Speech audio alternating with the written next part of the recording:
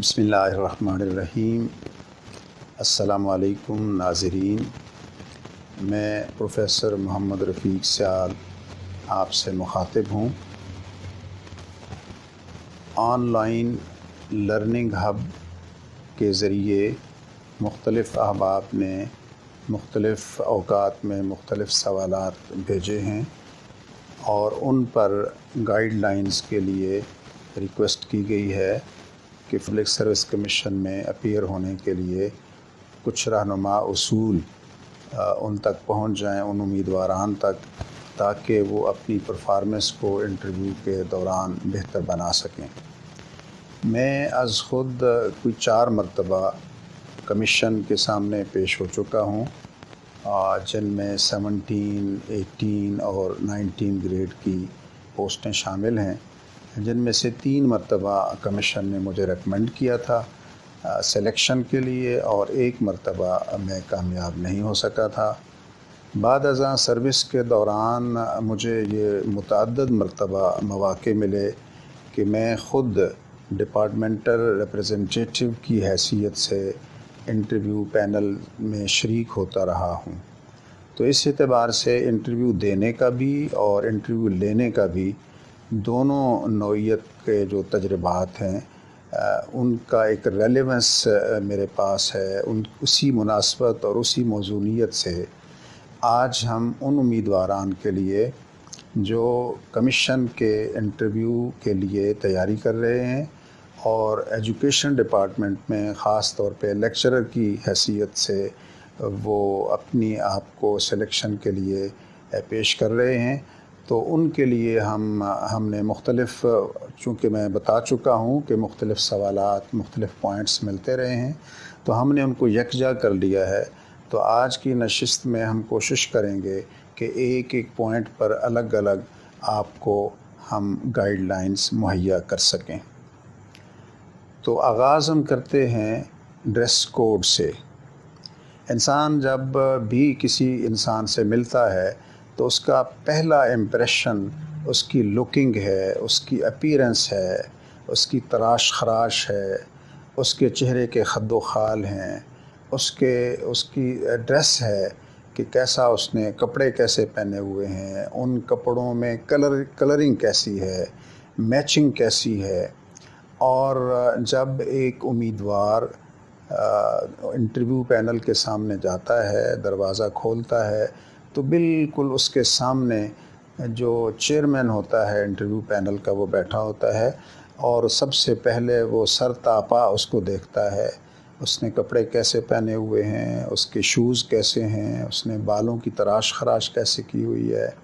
یہ ساری چیزیں آپ کے بولے بغیر، آپ کی کرسی پر بیٹھے بغیر، آپ سے سوال جواب کیے بغیر ان لوگوں نے آبزرو کرنا ہوتا ہے، اور وہ آبزرو کر رہے ہوتے ہیں، اور اس کی بھی بڑی ویلیو اور ویٹیج اور اہمیت ہوتا ہے۔ تو آپ کو یہ کہنا ہے کہ آپ نے اپنے ڈریس کو منتخب کرنا ہے انٹرویو کے لیے، تو اس کے لیے ضروری ہے کہ آپ نے پینٹ اور کوٹ 2 پیس سوٹ پہنا ہوا ہو، اور اس کے ساتھ ٹائی لگائی ہوئی ہو، اور اگر موسم کے اعتبار سے آپ سمجھتے ہیں کہ اس کی ضرورت نہیں ہے، ویسے تو موسم کی ضرورت ہو یا نہ ہو، دونوں صورتوں میں اگر یہ اہتمام کر لیں آپ کہ آپ پینٹ اور کوٹ پہنیں اور ساتھ ٹائی لگائیں، تو اس کے ساتھ آپ کا امپریشن بہتر رہے گا۔ ٹاپ پرائرٹی اس کو دیں کہ یہ ڈریس آپ سے بہتر کر سکیں انٹرویو کے دوران۔ اور اگر یہ ممکن نہ ہو یا موسم کی مناسبت اجازت نہ دے، تو پھر آپ شرٹ اور پینٹ پہنیں اور اس کے ساتھ بھی ٹائی لگائیں، اور یہ دوسری صورت ہے۔ اور اگر ٹائی آپ پسند نہ بھی کریں تو کوئی خاص حرج نہیں ہے، لیکن اگر لگا لیں تو یہ بہت اچھا ہے۔ ایسے احباب جو شلوار قمیض ہمیشہ سے پہنتے آ رہے ہیں اور ان کو شائنس ہے کہ وہ پینٹ یا شرٹ نہیں پہن پاتے ہیں، تو پھر وہ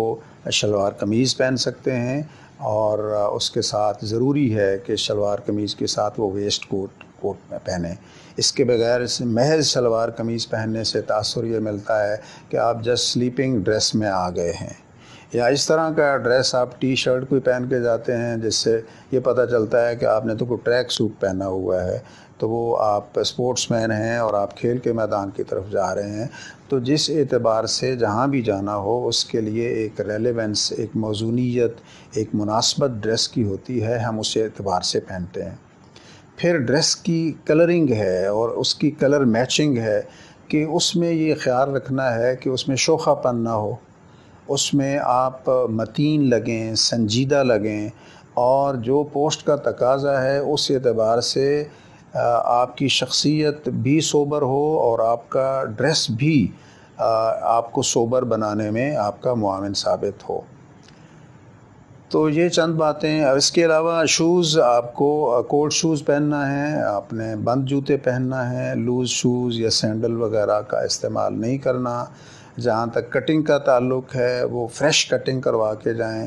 اور بڑے لمبے لمبے بال جو ہیں یہ بڑے ناپسند کیے جاتے ہیں اور یہ سنجیدگی اور متانت کے خلاف ہوتے ہیں۔ مناسب طریقے سے اپنی فریش کٹنگ کروا کے جائیں، اور اسی طرح اگر آپ شیو کرتے ہیں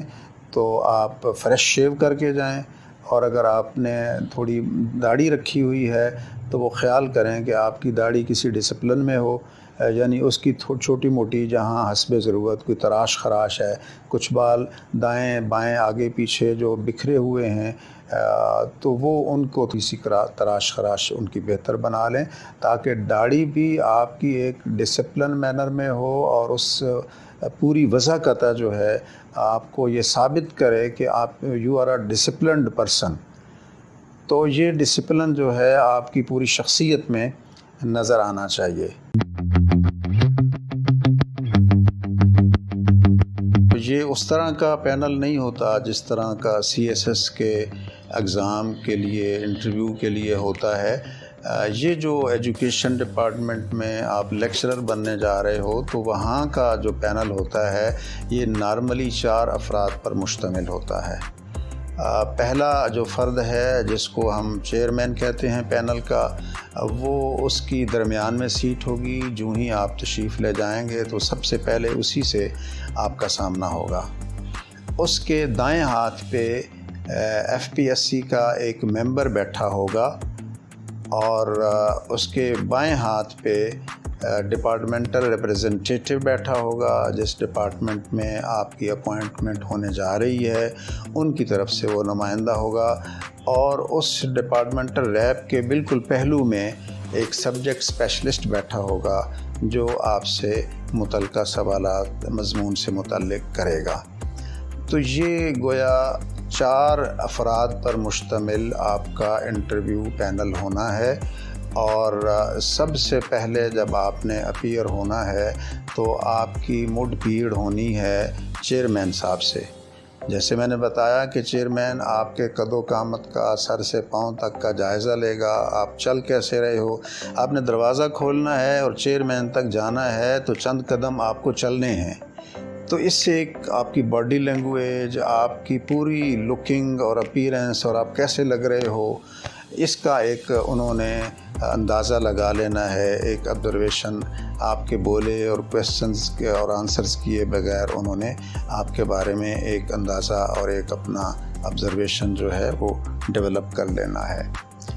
تو یہ جو 4 افراد ہیں ان کے الگ الگ میں تھوڑی سی تفصیل بھی آپ سے شیئر کر دیتا ہوں کہ طریقہ کار یہ ہوگا کہ سب سے پہلے آپ چیئرمین کے بالکل سامنے ایک کرسی پڑی ہوگی، اور چیئرمین ہاتھ کے اشارے سے آپ کو کہے گا کہ آپ ہیو اے سیٹ، آپ کرسی پہ بیٹھیے۔ آپ بیٹھ جائیں گے تو اس کے سامنے آپ کا بایو ڈاٹا ہوگا، آپ کا نام، والد کا نام، اور آپ کے انٹرویو میں حاصل کردہ نمبر، آپ کی کوالیفیکیشن کے نمبر، اور جو آپ نے اپنے اپلیکیشن فارم کے ساتھ چیزیں لگائی ہوں گی وہ ان پر بات کرنا شروع کر دیں گے، اور پہلے یہ تسلی اور اطمینان کریں گے کہ آپ ہی وہی شخص ہیں جن کا یہ بایو ڈاٹا آپ کے سامنے پڑا ہوا ہے۔ جو چیزیں 2-4 باتیں ہو سکتا ہے آپ سے پوچھیں، کنفرم کریں آپ کا نام کیا ہے، جی آپ نام اپنا بتائیں گے،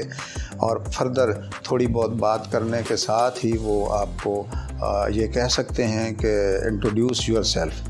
یہ اپنا تعارف خود کروانے کا نارملی ایک رجحان ہے، اور یہ کمیشن میں پنجاب میں بھی، صوبوں میں بھی یہ چلتا ہے، اور مرکز میں بھی فیڈرل پبلک سروس کمیشن میں بھی نارملی یہ چلتا ہے۔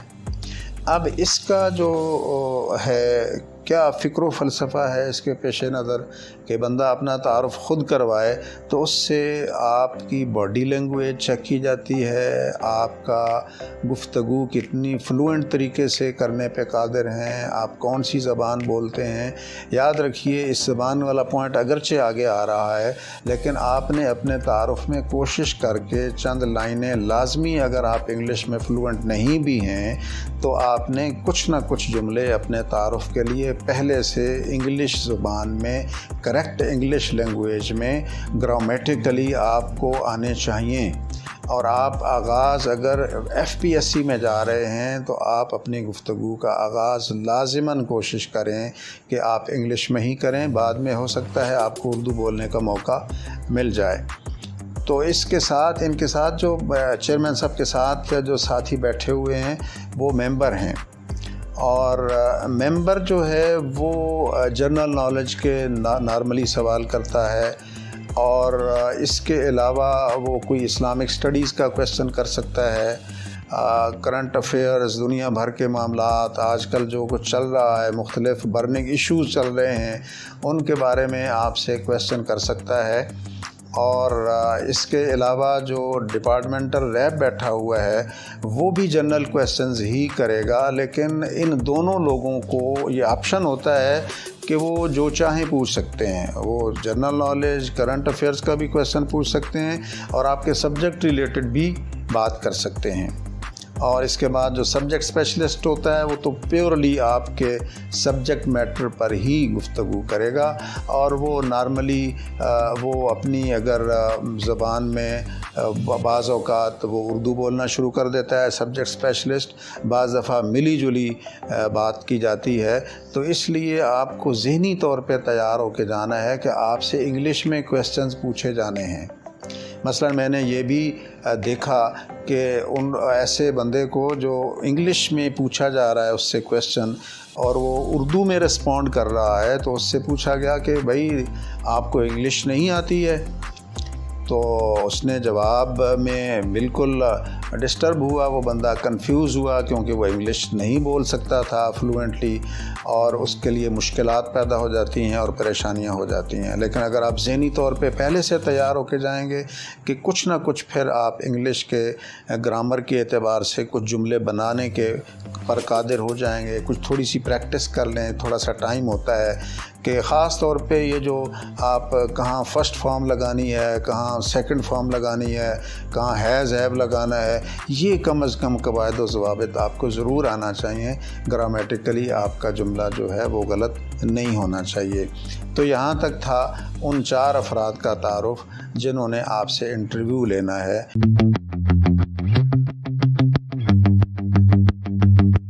اپنا تعارف اور اس کی زبان، اگرچہ گزشتہ پوائنٹ میں اس پر تھوڑی سی بات ہو چکی ہے، تو اپنے تعارف میں آپ نے کیا کہنا ہے؟ تو یہ چیزیں جو چھوٹی موٹی آپ کی ذات سے متعلق ہیں، آپ کے پرٹیکولرز ہیں، یہ تو چیئرمین کے سامنے پڑے ہوئے ہیں، یہ وہ نہیں جاننا چاہ رہا آپ سے کیا جاننا چاہ رہا ہے؟ وہ یہ چاہ رہے ہیں کہ آپ کی شخصیت کے کچھ گوشے کھل کے سامنے آ جائیں، مثلاً یہ کہ آپ کس قدر گفتگو کرنے پہ قادر ہیں، آپ بغیر کسی تذبذب کے، کسی کنفیوژن کے بڑی فلوئنٹلی آپ بات کرنے کے قابل ہیں یا نہیں ہیں، اور پھر کیا آپ کو انگلش زبان بھی آتی ہے یا صرف اردو میں بات کرنا جانتے ہیں۔ اور اپنی گفتگو میں آپ نے یہ کوشش کرنی ہے اپنے تعارف میں کہ مثلاً تعلیم اور کوالیفیکیشن کی جب بات آپ نے کرنی ہے تو جسٹ ٹاپ ڈگری بتا دیں کہ میں نے ماسٹر کیا ہوا ہے، M.Phil کیا ہوا ہے، PhD کیا ہوا ہے، میٹرک سے آن ورڈ یہ سارے نمبر بتانے نہ شروع کر دیں، بس آخری ڈگری بتا دیں اور اس کے بعد آپ نے طالب علمانہ زندگی میں کوئی بڑا کام کیا ہے، کوئی ایکسٹرا آرڈینری آپ کی پوزیشن ہے، کوئی گولڈ میڈل لیا ہے، سپورٹس میں آپ بہت اچھے تھے، آپ کو کریکولر ایکٹیویٹیز میں بہت اچھے تھے، آپ اسپیکر تھے، آپ ڈیبیٹر تھے، آپ نے کچھ انعامات حاصل کیے ہوئے ہیں، تو ان کی دلچسپی اس کام سے متعلق ہوگی کہ آپ میں ایکسٹرا آرڈینری کیا خوبیاں ہیں، اور پھر آپ اپنے تعارف میں یہ بتانا ضروری سمجھیں کہ جو ریکوائرمنٹ اس جاب کی ہے اس سے متعلق آپ کا علم یا تجربہ کیا ہے، یہ بات انہیں بتائیں۔ اور ایک خاص بات جو آپ کو پیش نظر رکھنی چاہیے اپنے تعارف میں وہ یہ کہ آپ اس شعبے میں کیوں آ رہے ہیں، یہ کویشچن کیے بغیر ہی اگر آپ بتا دیں گے تو یہ بہت اچھا ہوگا آپ کے لیے، کیونکہ یہ کویشچن کسی نے بھی آپ سے بعد میں کرنا ہوگا کہ آپ یہاں اس شعبے میں اس پوسٹ کے اگینسٹ کیوں اپیئر ہو رہے ہیں۔ تو اس میں آپ نے یہ باور کرانا ہے کہ میرا ایپٹیٹیوڈ، میری لائکنگز یا میرے میلانات یا میرے طبی رجحانات سے یہ میچ کرتی ہے، ٹیلی کرتی ہے یہ پوسٹ، اور میرے اندر ایک پیشن ہے، ایک جذبہ ہے، میرے اندر ایک تحریک ہے۔ میں اگر مثلاً آپ لیکچرر بننے جا رہے ہیں تو آپ ان کو بتا سکتے ہیں جی کہ میں شروع میں اپنے آپ کو سمجھتا ہوں کہ میرے اندر ایسی خداداد صلاحیت ہے کہ میں کمیونیکیٹ کر سکتا ہوں، میں اچھا موٹیویٹر ہوں، میں اچھا اسپیکر ہوں، میں بات بہتر طریقے سے کر سکتا ہوں، اور میرا ایپٹیٹیوڈ یہ ہے کہ میں لوگوں کو سکھاؤں اور کچھ نہ کچھ میں اس نیشن کے لیے میں کچھ نہ کچھ سروس پیش کروں، کوئی خدمت پیش کروں۔ تو گویا ایک جذبہ اپنے اندر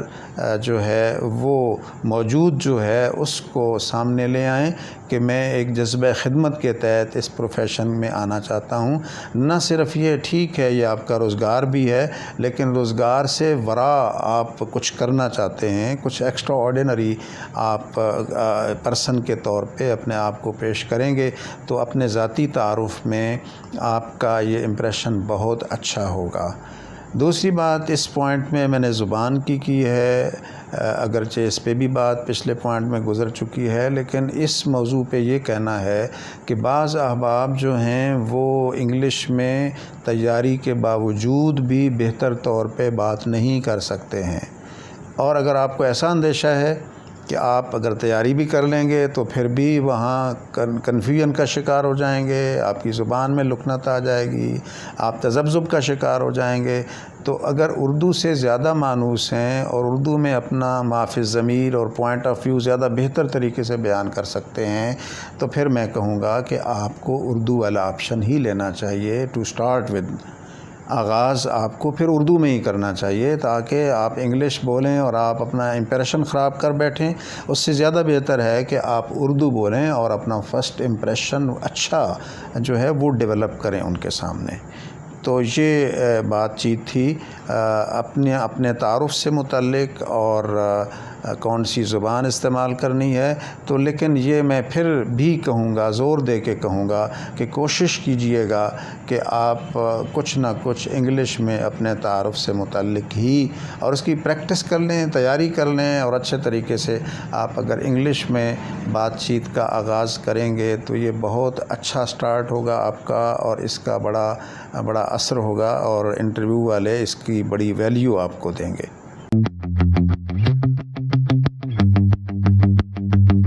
نیچر آف کویشچنز کیا ہوگی، سوالات کی نوعیت جو آپ سے پوچھے جائیں گے وہ کیا ہوگی؟ تو جب آپ تعارف کروا چکیں گے تو تعارف کے بعد جو چیئرمین ہے، جو ہیڈ کر رہا ہے پینل کو، وہ چند کویشچن آپ سے مزید پوچھے گا، اور ہو سکتا ہے آپ نے جو تعارف کروایا ہے اسی تعارف میں سے کچھ کویشچنز وہ پک کر لے اور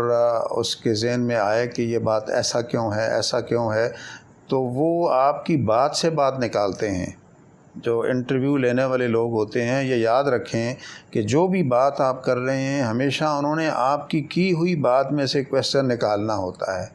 تو چیئرمین اب یہ جو چند باتیں پوچھے گا اس میں دنیا جان کی کوئی بات بھی پوچھ سکتا ہے، اور آپ کے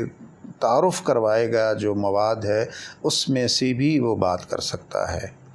اور اس کے فوراً بعد جب وہ چند کویسچنز آپ سے پوچھے گا،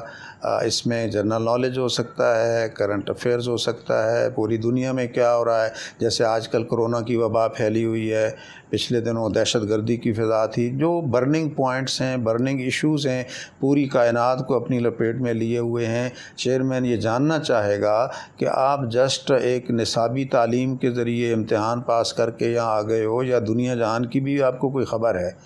آپ کتنے الرٹ ہو، اور ایک اس گلوبل ولیج میں اپنا کردار کس طرح سے ادا کرنے کے قابل ہو، آپ کی انفارمیشن اور آپ کا مبلغ علم کیا ہے، تو وہ یہ چیزیں جاننا چاہے گا۔ مثلاً بڑی عجیب سی بات ہے کہ بڑی نارمل سی ایک بات ہے، مثلاً آپ سے وہ پوچھ بیٹھتا ہے کہ جی پاکستان کا حدود اربع بتائیں، تو یہ آپ کو چاروں ڈائریکشنز میں کیا کچھ ہے یہ آپ کو بتانا پڑے گا۔ اگر آپ کو یہ بھی نہیں پتہ تو آپ یوں سمجھیں کہ آپ وہاں زیرو ہو جائیں گے۔ یہ ایک کامن سینس کی بات ہے، چھوٹی سی بات ہے۔ اب محکمہ تعلیم جس میں آپ جانا چاہیں گے، آپ سے یہی پوچھ لیا جاتا ہے جی کہ یہ جو منسٹر ہے ایجوکیشن کا، اس کا نام کیا ہے، آپ کو وہ نہیں اگر آئے گا تو یہ چیزیں آپ کو پھنسا ڈالیں گی۔ تو گویا وہ آپ کو ایک خاص لیول پہ دیکھنا چاہ رہے ہیں۔ اگر آپ لیکچرر بننے جا رہے ہیں یا ایجوکیشن میں کوئی سروس دینے جا رہے ہیں، تو وہ ان آل ریسپیکٹس آپ کو اپڈیٹڈ نالج ہونا چاہیے ایک خاص حد تک۔ اور جب چیئرمین بات چیت کر بیٹھے گا تو اب آپ کو ریفر کیا جائے گا سبجیکٹ اسپیشلسٹ کی طرف۔ اب سبجیکٹ اسپیشلسٹ کے سامنے آپ ہوں گے اور وہ آپ کے سبجیکٹس کے متعلق کویسچن کرے گا، اور ان سوالوں کی کوئی حد نہیں ہے، وہ اپنی مرضی سے جتنا ٹائم لینا چاہے وہ آپ کے سبجیکٹس کی مبادیات سے شروع کرے گا، بیسکس سے شروع کرے گا، اور اگر آپ بیسکس میں ہی پھنس گئے خدا نخواستہ تو وہ پھر آپ کا زیادہ ٹائم نہیں لے گا، پھر وہ جلدی آپ کو فارغ کر دے گا۔ لیکن نارملی اگر میں آپ کو بتاؤں کہ اگر آپ ایک اچھے نالجبل پرسنالٹی ہیں، اور جو ہے وہ سوال پوچھنے والا جو سبجیکٹ اسپیشلسٹ ہے وہ آپ کے جوابات سے متاثر ہو رہا ہے، تو آپ کا 10 سے 15 منٹ ٹائم لے سکتا ہے۔ یہ ذہن میں رکھیں، آپ ایسی تیاری اس وقت کریں اپنے سبجیکٹ کے بارے میں کو 10 سے 15 منٹ آپ کا ٹائم لے سکتا ہے، 5 سے 10 منٹ بھی ٹائم لے سکتا ہے۔ اس کا انحصار آپ کے سوالوں کے جوابات پر ہے کہ وہ آپ کو کتنا ویٹیج دینا چاہ رہا ہے یا کتنا دے رہا ہے۔ جب آپ سبجیکٹ اسپیشلسٹ کے سوالات کے جوابات دے لیں گے، اور یاد رکھیں کہ نارملی یہ ماسٹر لیول کے کویسچنز آتے ہیں، انٹر لیول کے یا ڈگری لیول کے بہت کم کویسچنز پوچھے جاتے ہیں۔ مثلاً اگر آپ اردو میں یا اسلامک اسٹڈیز میں اپیئر ہو رہے ہیں لیکچرر بننے کے لیے، تو آپ سے وہ سبجیکٹ اسپیشلسٹ پوچھے گا کہ جو آپ نے ماسٹر لیول پہ جتنے بھی پیپرز پڑھے ہیں ان میں سے کون سا آپ کا فیوریٹ ہے۔ مثلاً اگر ایم اے اسلامک اسٹڈیز آپ نے کیا ہے تو پوچھا جا سکتا ہے قرآن، حدیث، فقہ میں، یا تقابل ادیان میں، یا تاریخ مسلمانان عالم میں، یہ سارے میں سبجیکٹس کے پیپرز کے نام لے رہا ہوں، کہ ان میں سے کون سا آپ کا فیوریٹ ہے۔ وہ آپ کسی ایک کو بتاتے ہیں کہ جی فلاں میرا فیوریٹ ہے، تو آپ سے کویسچنز کا آغاز وہیں سے وہ شروع کر دیں گے، اور وہیں سے آپ کو یعنی آپ کی ثوابدید اور آپ کی چوائس کے مطابق وہ آپ کو پک کریں گے اور وہاں سے سوالات شروع کر دیں گے۔ تو یہ گویا آپ کی گفتگو سے، جیسے میں پہلے بھی کہہ چکا ہوں کہ آپ کی گفتگو سے وہ کویسچنز پک کرتے ہیں، اخذ کرتے ہیں۔ تو جب وہ مطمئن ہو جائیں گے تو اس کے بعد وہ آپ کو ریفر کیا جائے گا۔ ان کے ساتھ جو بیٹھا ہوا ہے، ان کے رائٹ سائڈ پہ جو بیٹھا ہوا بندہ ہے وہ ہے ڈپارٹمنٹل ریپریزنٹیٹیو۔ ڈپارٹمنٹل ریپریزنٹیٹیو نے آپ کی اس جاب سے متعلق جو موضوعیت ہے اس کو چیک کرنا ہے، ادر دین سبجیکٹ، یہ ذہن میں رکھ لیں۔ مثلاً یہ ضروری ہے کہ آپ کو تھوڑی بہت نو ہاؤ اس پروفیشن کے بارے میں، اس ڈپارٹمنٹ کے بارے میں ہو، اور آپ سے یہ کویسچن کیا جا سکتا ہے۔ مثلاً اگر آپ FGEI میں جا رہے ہیں تو وہ پوچھا جاتا ہے آپ سے کہ what do you mean by FGEI؟ تو آپ کو جواب دینا ہوگا کہ فیڈرل گورنمنٹ ایجوکیشنل انسٹیٹیوشنز اس سے مراد ہے. یعنی اتنا ضرور آپ کو پتہ ہونا چاہیے کہ اس جاب کا جو ٹائٹل ہے یا اس محکمے کا جو ٹائٹل ہے، جو اس کا نام ہے، وہ آپ کو آنا چاہیے. اور اسی طرح آپ فیڈرل گورنمنٹ میں 2 طرح کے تعلیمی ادارے ہیں. ایک کینٹ گیریزن کے ادارے ہیں جو عام طور پہ چھاؤنیوں میں ہوتے ہیں، اس کے لیے FGEI کا لفظ استعمال ہوتا ہے. آپ سے پوچھا جائے گا what is FGEI، what do you mean by FGEI، تو جواب آپ کا ہوگا فیڈرل گورنمنٹ ایجوکیشنل انسٹیٹیوشنز. اور اگر دوسرے ادارے ہیں جو صرف اسلام آباد اور اس کے ملحقہ علاقوں میں ہی ہیں تو وہ ظاہر ہے صرف FG کا نام چلتا ہے ان پہ، اور وہ سویلین کے ادارے شمار کیے جاتے ہیں. تو تھوڑی بہت آپ نے نو ہاؤ لے کے جانا ہے، اور پھر آپ سے وہ ایز اے ٹیچر آپ کی فٹنس بنتی ہے یا نہیں، یا کوئی ٹیچرز ٹریننگ کے جو آپ نے لی ہوئی ہے اس کے بارے میں، یا ٹیچنگ میتھڈالوجی کے بارے میں وہ سوال کر سکتا ہے، یا کرنٹ افیئرز پہ بات کر سکتا ہے، اسلامک اسٹڈیز پہ بات کر سکتا ہے، پاک اسٹڈیز پہ بات کر سکتا ہے. اس کا بھی ایک کھلا میدان ہے، ایک کھلا فیلڈ ہے، وہ کہیں سے بھی آپ بات کر سکتا ہے.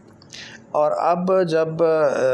ڈپارٹمنٹل ریپریزنٹیٹیو بھی آپ سے بات کر چکتا ہے تو آخری نمبر پہ اس بندے کی باری آئے گی جو چیئرمین کے رائٹ سائڈ پہ بیٹھا ہوگا، اور وہ اس سے جونیئر ہوگا مگر وہ FPSC کا ممبر ہوگا. اب وہ جب آخر میں اس کے پاس آئیں گے تو اس کے پاس اب آپ کا ڈھیر سارا ایک بہت ساری ہسٹری آ جائے گی، جو کچھ ابھی تک 15 20 25 منٹوں میں آپ سے پوچھا گیا، آپ نے جواب دیا، تو اس نے گویا آپ کی پرسنالٹی کا ایک امیج اپنے ذہن میں بنا لیا ہے. تو اب وہ دیکھے گا کہ اس کو کہاں سے میں پوچھوں، اور آپ کی دلچسپیاں بھی اس کے سامنے آ چکی ہوں گی. بلکہ بعض اوقات وہ بندہ یہ بھی کرے گا کہ آپ کے جو سوالات کے جوابات آپ نے دیے ہیں ان پہ کمنٹ کرنا شروع کر دے گا کہ فلاں صاحب نے آپ سے یہ سوال پوچھا تھا تو آپ نے اس کا یہ جواب دیا تھا، تو اس کو تھوڑا اور ایکسپلین کریں. یوں بھی وہ بندہ پوچھ سکتا ہے. تو وہ بھی جنرل باتیں ہی پوچھے گا، اور وہ بھی اگر سبجیکٹ اس کو اچھا آتا ہے تو سبجیکٹ ریلیٹڈ باتیں بھی پوچھے گا. تو یہ وہ سوالات کی نوعیت ہے. تو گویا اگر میں اس کا خلاصہ بیان کروں تو آپ یوں سمجھیں کہ سبجیکٹ اسپیشلسٹ کے علاوہ جو 3 بندے ہیں ان کے سوالات پوچھنے کا کوئی دائرہ کار متعین نہیں ہے. آپ کو روزانہ اخباریں پڑھنی ہیں، کوئی ایک اچھا اخبار انگلش کا دیکھ لیں جو روزانہ پڑھا کریں، اس سے آپ کی ووکیبلری بھی بہتر ہوگی، اور آپ کو اس میں سپورٹس کی بھی خبریں ملیں گی، آپ کو تعلیم کی بھی خبریں ملیں گی، آپ کو ہیلتھ کی بھی خبریں ملیں گی، آپ کو فٹنس کی بھی خبریں ملیں گی، اور دنیا جہان میں سیاسی معاشرتی میدان میں کیا اچیومنٹس ہو رہی ہیں وہ ساری خبریں آپ کو ملیں گی. اور FPSC کے انٹرویو کے لیے تیاری کرنے کے لیے یہ ساری چیزیں آپ کی ضرورت ہیں. اور اس کو یوں سمجھ لیں کہ انہوں نے آپ کو کے بارے میں یہ خیال کرنا ہے کہ جو ٹیچر ہم لینا چاہ رہے ہیں یہ ٹیچر پوری دنیا کے ساتھ ایک وابستگی رکھتا ہے،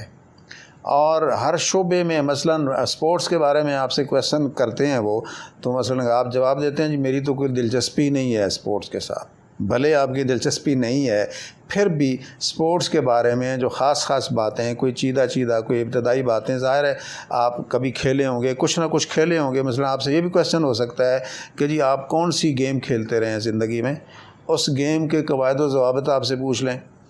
تو اس طرح سے انہوں نے انٹرویو کے دوران آپ کو ٹٹولتے رہنا ہے، اور آپ کا جو بھی دائرہ ہے چوائس کا اور آپ کے ایپٹیٹیوڈ کا، آپ کی دلچسپیوں اور میلانات کا، اس کو ڈھونڈ کے انہوں نے سوالات کرتے رہنا ہے. اب ہم جس پوائنٹ پہ بات کر رہے ہیں وہ پولیٹیکل یا ریلیجس کویسچنز ہو سکتے ہیں جس سے آپ کی سیاسی یا مذہبی وابستگی کا تعلق ہو سکتا ہے، اور یہ بڑا ہی امپورٹنٹ کویشچن ہے، اور اس کویشچنز کو ریسپونڈ کرتے ہوئے آپ کو بے حد محتاط رہنا ہے. آپ کی یقیناً کوئی سیاسی وابستگی بھی ہو سکتی ہے، آپ کی کوئی مذہبی وابستگی بھی ہو سکتی ہے، مگر آپ کو اس بات کا خیال رکھنا ہے کہ آپ کی شخصیت ایک ریجڈ پرسن کے طور پہ وہاں متعارف نہ ہو کہ آپ مذہبی ہیں تو بہت انتہا پسند ہیں، آپ سے آپ کا مسلک بھی پوچھا جا سکتا ہے، آپ مسلمان ہیں تو آپ کس فرقے سے، مسلمانوں کے کس فرقے سے تعلق ہے، نارملی یہ بحث نہیں کی جاتی، مگر یہ سکوپ موجود ہے کہ اس طرح کی بات کی جائے۔ اور دوسرا طریقہ یہ ڈائریکٹلی نہیں پوچھا جاتا کہ آپ سنی ہیں یا شیعہ ہیں، یہ ڈائریکٹلی نہیں پوچھا جاتا، وہ بڑے پڑھے لکھے تہذیب یافتہ لوگ ہوتے ہیں، وہ اس طرح کے کویسچنز کرتے ہیں جس سے وہ از خود جان لیں آپ کے جواب سے کہ آپ سنی ہیں یا شیعہ ہیں، دیوبندی ہیں یا بریلوی ہیں، لیکن اس طرح نام لے کر فرقے کا وہ کبھی بھی آپ سے نہیں پوچھیں گے۔ مذہب کے بارے میں جی آپ کا کیا خیال ہے؟ اللہ تعالیٰ کے بارے میں آپ کا کیا نظریات ہے؟ قیامت کے بارے میں، علم غیب کے بارے میں، فلاں چیزوں کے بارے میں؟ تو جب یہ چھوٹے چھوٹے اسپیسیفک کویسچن آپ کو مذہب کے بارے میں آپ سے پوچھے جائیں گے تو آپ کا جب جواب آئے گا تو وہ از خود یہ معلوم کر لیں گے کہ جواب کے اعتبار سے آپ کس فرقے اور کس مسلک سے ملتی جلتی بات کہہ رہے ہیں، اور اس میں انہوں نے یہ دیکھنا ہے کہ کیا آپ انتہا پسند تو نہیں ہیں،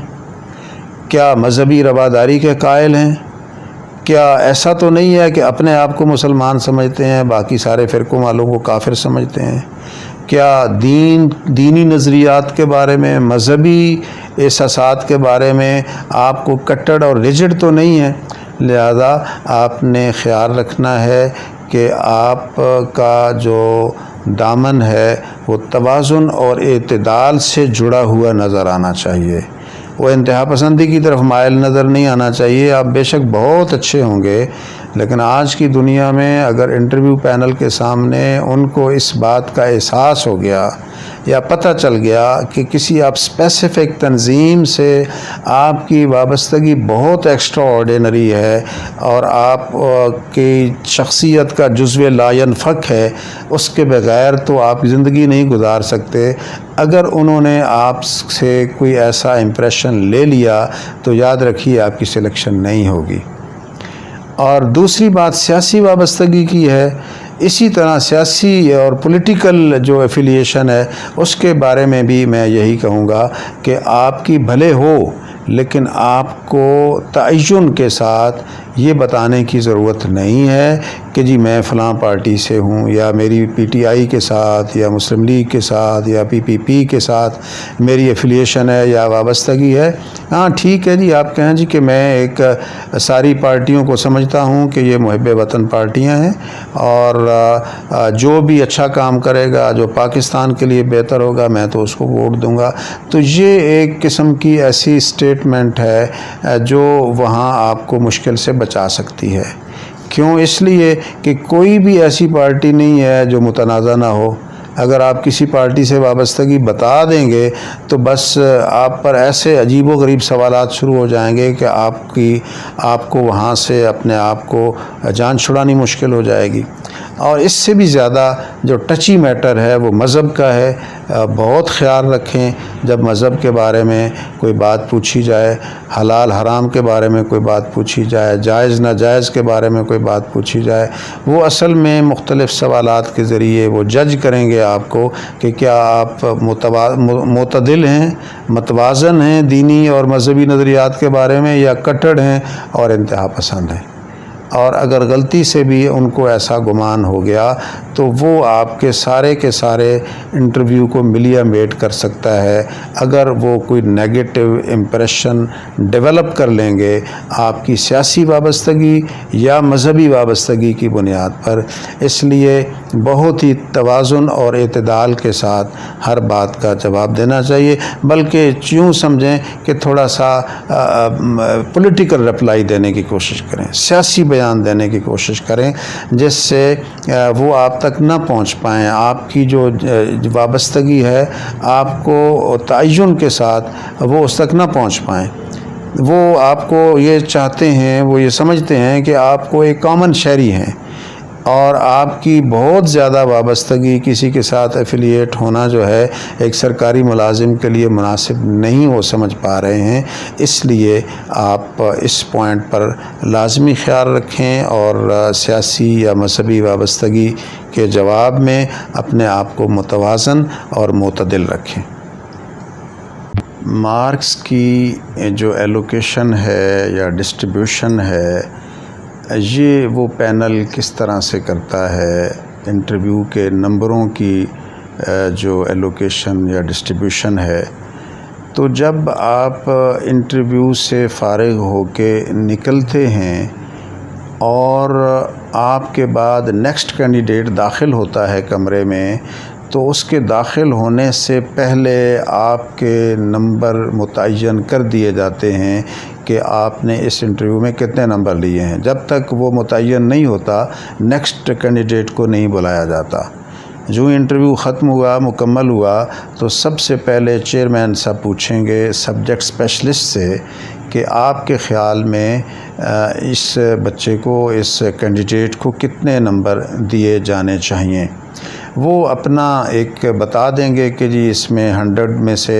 اس کو 50 نمبر ملنے چاہیے، 60 ملنے چاہیے، 40 ملنے چاہیے۔ تو اس کے فوراً بعد جو محکمانہ نمائندہ ہے، ریپ ہے، ریپریزنٹیٹیو ہے ڈپارٹمنٹل، اس سے پوچھا جائے گا کیا آپ اس سے متفق ہیں۔ وہ اتفاق بھی کر سکتا ہے اور اختلاف بھی کر سکتا ہے۔ وہ کہے گا نہیں جی یہ اتنے نمبروں کا مستحق تو نہیں ہے، اس نے اچھا انٹرویو نہیں دیا، لہذا میں تو اس کے اتنے نمبر ریکمینڈ کرتا ہوں۔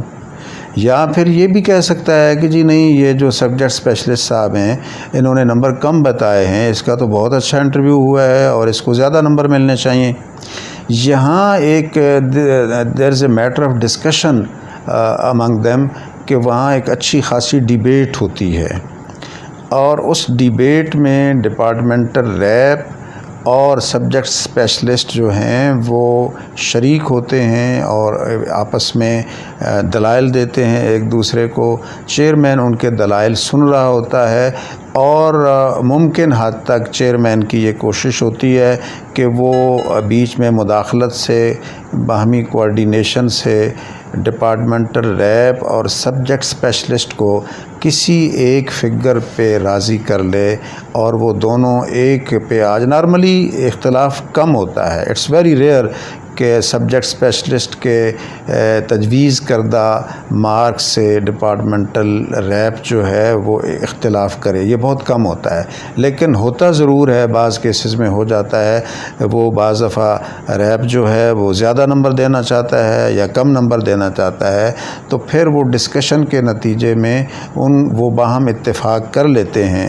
اور جب ان کا اتفاق ہو جاتا ہے تو اس کے بعد چیئرمین کا اپنا ایک نقطہ نظر ہے۔ اب یہ بات بڑی اہم ہے کہ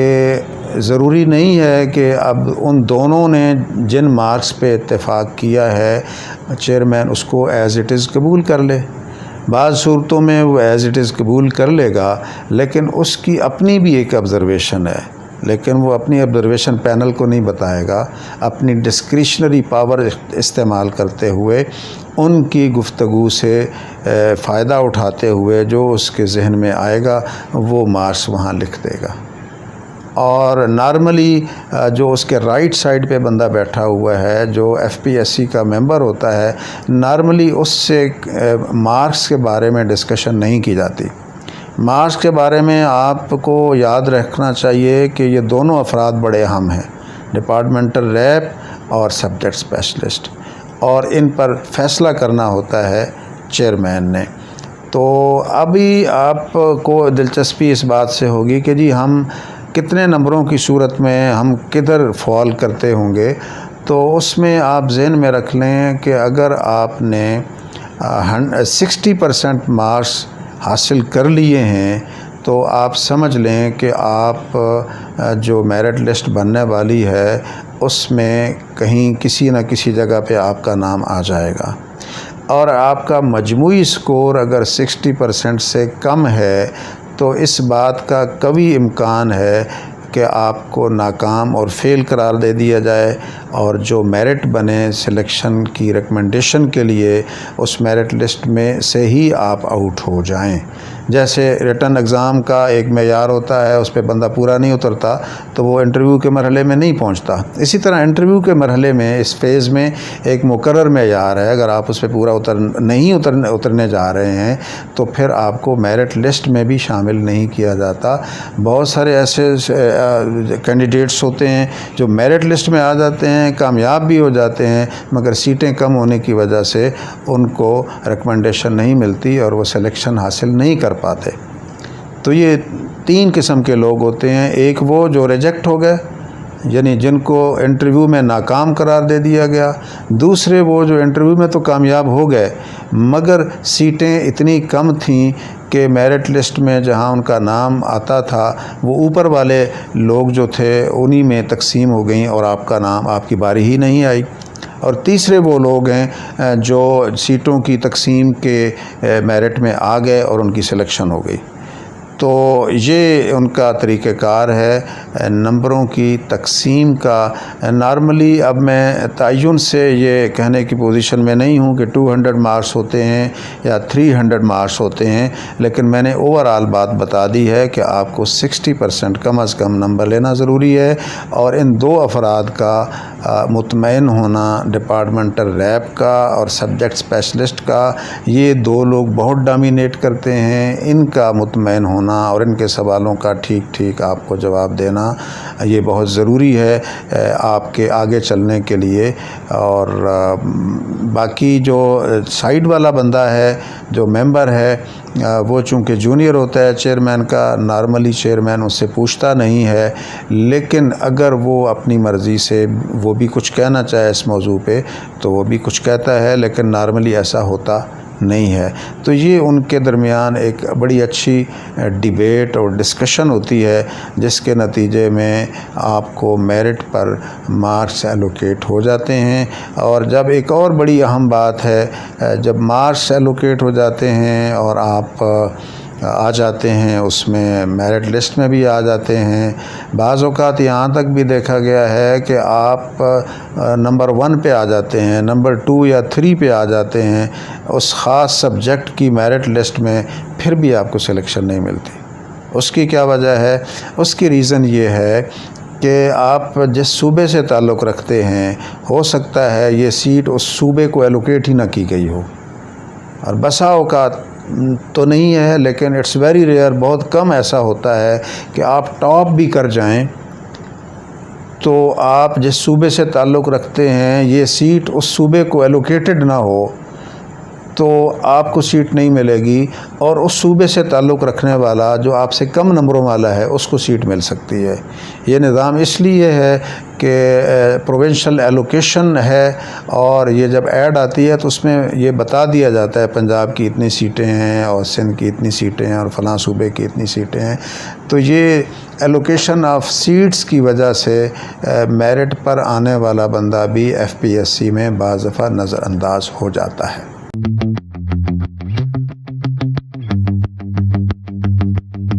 اب ہم بات کریں گے جنرل نالج کی ویلیو کے بارے میں کہ انٹرویو میں جنرل نالج سے متعلق جو کویسچنز کیے جاتے ہیں ان کی اہمیت کس قدر ہے۔ سوال یہ پوچھا گیا ہے کہ اگر ایک شخص جنرل نالج میں کمزور ہے اور وہ کسی ایک بھی کویسچن کا جواب نہیں دے پایا تو کیا اس وجہ سے اس کی ریجیکشن ہو جائے گی؟ اگر وہ ادروائز سبجیکٹ میں بہتر ہے تو کیا جنرل نالج کے کویسچنز کا کوئی بھی جواب نہیں دے پایا تو کیا اس بندے کو سلیکشن نہیں ہو سکے گی؟ تو اس کا جواب یہ ہے کہ یہ اوورآل ایک پورا پیکج ہوتا ہے جس میں بہت ساری چیزیں ہوتی ہیں۔ کسی زمانے میں یہ تھا کہ اسلامک سٹڈیز اور پاک سٹڈیز میں جو فیل ہوتے تھے وہ فیل شمار ہوتے تھے، لیکن اس وقت جہاں تک اس کا اطلاق کسی حد تک اب بھی ٹیسٹ کی حد تک تو ہوتا ہے، اپ ٹو سم ایکسٹینٹ، لیکن اس کا انٹرویو کے سسٹم سے کوئی تعلق نہیں ہے۔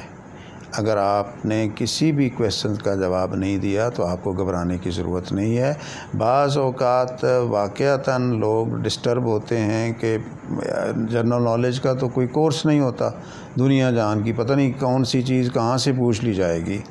اگر آپ کی ادروائز فٹنس ہے اس جاب کے لیے اور سبجیکٹ آپ کا اچھا ہے تو باقی چیزوں میں آپ نے اچھا ریمارکیبل پوزیشن لے لی ہے تو اٹ میکس نو ڈفرینس۔ اگر آپ کمزور ہیں جنرل نالج میں تو آپ کی سلیکشن ہو سکتی ہے۔ اور یاد رہے کہ یہ سلیکشن کا جو اوور آل کرائٹیرین ہے وہ تو یہ ہے نا کہ آپ کے کوالیفیکیشن کے مارکس ہیں، آپ کے ٹیسٹ کے مارکس ہیں اور پھر آپ کے انٹرویو کے مارکس ہیں، تو وہ سب اکٹھے ہوں گے تو اس کے بعد آپ کا جو سکور بنے گا اس کے مطابق آپ میرٹ لسٹ میں کہیں نہ کہیں فال کریں گے تو وہ آپ کا سٹیٹس بنے گا۔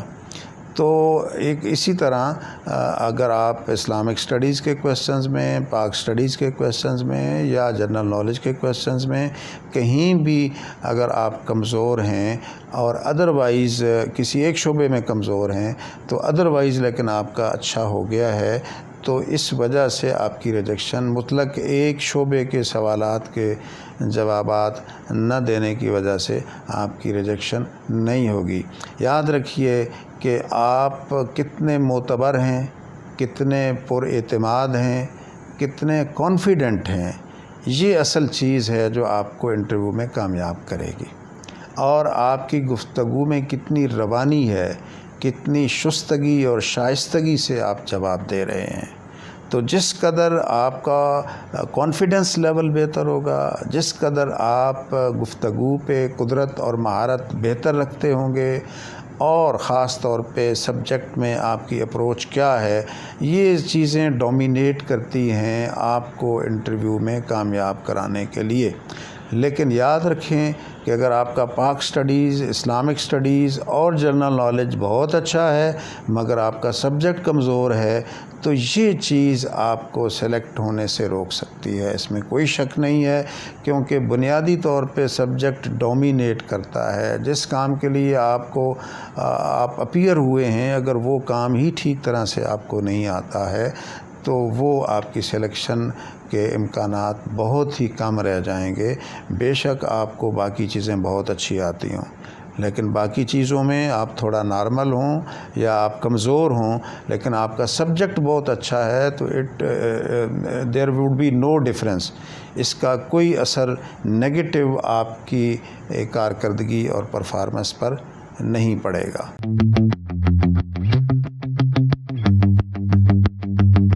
آپ کی سلیکشن میں آپ کے انٹرویو کا کیا کردار ہے، کتنی اہمیت ہے؟ آپ کے پاس ڈگری بھی ہے، آپ ایم فل ہیں، آپ پی ایچ ڈی ہیں، آپ کی ڈویژنز بھی اچھی ہیں، کوالیفیکیشن بہتر ہے اور آپ کا ٹیسٹ بھی اچھا ہو گیا ہے۔ اب آپ انٹرویو کے مرحلے پہ آئیں گے تو انٹرویو کی اب اہمیت کتنی رہ جاتی ہے؟ تو یاد رکھیے کہ انٹرویو آپ کی سلیکشن کے لیے بڑا ڈومینیٹنگ اور امپورٹنٹ رول ادا کرے گا۔ آپ کی ساری چیزیں اپنی جگہ پہ رہ جائیں گی اگر آپ انٹرویو میں آپ نے اپنے آپ کو کانفیڈنٹ، ڈسپلنڈ اور اپنی زبان میں فلوئنٹ نہ پایا تو آپ کی ساری جو کارروائی ہے، جو آپ کی پرفارمنس ہے وہ غارت ہو جائے گی۔ بعض دفعہ یہاں ایسے بھی دیکھا گیا ہے کہ بعض کینڈیڈیٹس کی جو ٹیسٹ میں کارکردگی اچھی نہیں ہوتی مگر وہ بولتے اچھا ہیں،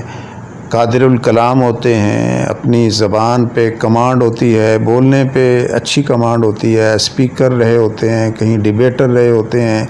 تو ان کی گفتگو جو ہے وہ پورے پینل کو بھا جاتی ہے، اچھی لگتی ہے اور پورا پینل ایکا کر لیتا ہے کہ اس شخص کو لازمی ہم نے کرنا ہے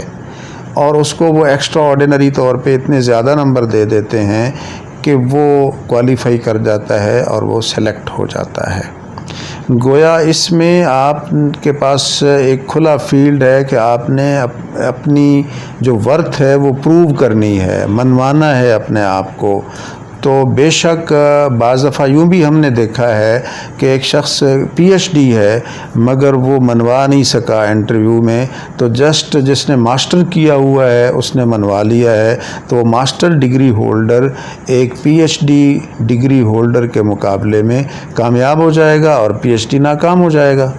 تو اس سے آپ کو واضح طور پر اس بات کی سمجھ آ رہی ہے کہ انٹرویو جو ہے وہ بڑا ڈومینیٹنگ رول ادا کرتا ہے۔ کچھ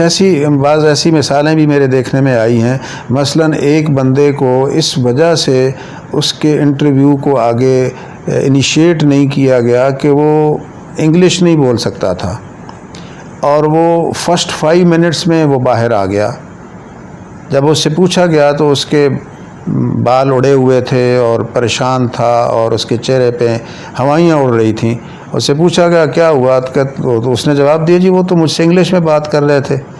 تو میں اردو میں جب بات کی تو انہوں نے کہا نہیں انگلش میں بات کریں، اور مجھ سے یہ کام نہیں ہو سکا، لہذا انہوں نے مجھے باہر نکال دیا۔ یہ بات بڑی نوٹیبل ہے، اور سبجیکٹ اسپیشلسٹ تک بھی انہوں نے نہیں جانے دیا۔ یہ وہ مثالیں ہیں جو میں اپنی زندگی میں اپنے پروفیشن میں انٹرویو لیتے ہوئے بھی دیکھتا رہا ہوں، اور بہت سارے لوگوں سے یہ سنتا بھی رہا ہوں، اور اس کا چشمدید گواہ بھی ہوں کہ کسی ایک بات پہ چیئرمین کی ناپسندیدگی ہو جاتی ہے اور وہ آپ کو اس سیٹ کے لیے، اس منصب کے لیے انفٹ سمجھتا ہے، اور آگے وہ آپ سے سوال ہی نہیں پوچھتے اپنا وقت کہ ہم نے ضائع کرنا ہے، کیونکہ انہوں نے مائنڈ آپ کے لیے بنا لیا ہے کہ آپ پرسنالٹی وائز فٹ نہیں ہیں، یا آپ گفتگو پر قدرت نہیں رکھتے ہیں، یا یہ منصب آپ اس کے لائق کسی بھی طرح نہیں ہیں، جو بھی واٹس ایور دا ریزن، تو وہ ایک کنکلوژن جو ہے وہ نکال لیتے ہیں۔ اور اس وجہ سے میں یہ آپ کو واضح طور پہ کہہ رہا ہوں کہ سلیکشن میں انٹرویو کا بڑا کلیدی کردار ہے۔ بعض دفعہ آپ کے مارکس کم ہیں ٹیسٹ میں، لیکن آپ کا انٹرویو بہت اچھا ہو گیا ہے تو وہ آپ کو بہت آگے لے جائے گا۔ میں ایک چھوٹی سی بات ایسے اپنے بارے میں بھی بتا دیتا ہوں کہ جب میں 19 گریڈ میں ڈائریکٹ سلیکشن میری ہوئی تھرو FPSC، تو سلیکشن کے کچھ عرصہ بعد میری اپنے سبجیکٹ اسپیشلسٹ سے ملاقات ہوئی، جو میرا اس وقت انٹرویو میں سبجیکٹ اسپیشلسٹ تھا۔ تو جب بات ہوئی تو انہوں نے کہا کہ جی ہم میں سے ہر کوئی یہ چاہ رہا تھا